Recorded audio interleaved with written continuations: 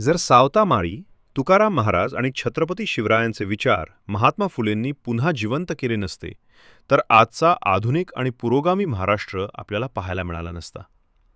शिवरायांना देव्हारातून काढून लोकांच्या हृदयात स्थान मिळवून देण्यात फुलेंचा सिंहाचा वाटा आहे. 1.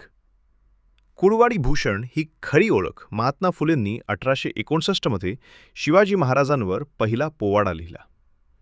त्यात त्यांनी महाराजांचा उल्लेख कुळवाडी भूषण असा केला.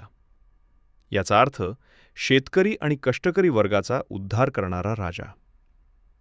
त्या काळी महाराजांच्या इतिहासाला संकुचित करण्याचा प्रयत्न होत असताना फुलेंनी त्यांची खरी व्यापक ओळख जगाला करून दिली. पहिली शिवजयंती. महात्मा फुलेंनी पुणे येथे 1870 मध्ये पहिली सार्वजनिक शिवजयंती साजरी केली. त्यांनी महाराजांचे कार्य केवळ राजघराण्यापुरते मर्यादित न ठेवता ते तळागाळातील लोकांपर्यंत नेले. रायगडावरील समाधीचा जीर्णोद्धार. ब्रिटिश काळात रायगडावर महाराजांची समाधी दुर्लक्षित अवस्थेत होती.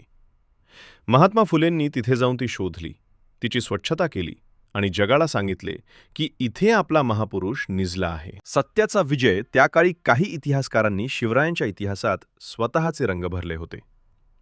महात्मा फुलेंनी सत्याशोधक नजरेतून महाराजांचा इतिहास मांडला, ज्यामुळे बहुजन समाजाला आपला खरा वारसा कळाला. जर महात्मा फुलेंनी रायगडावरील छत्रपती शिवाजी महाराजांची समाधी शोधली नसती आणि त्यावरची झाडे झुडपे साफ करून पहिली शिवजयंती साजरी केली नसती, तर आज जे रयतेचे राजे हे रूप आपल्याला माहीत आहे, ते कदाचित लोकांसमोर येण्यास खूप उशीर झाला असता.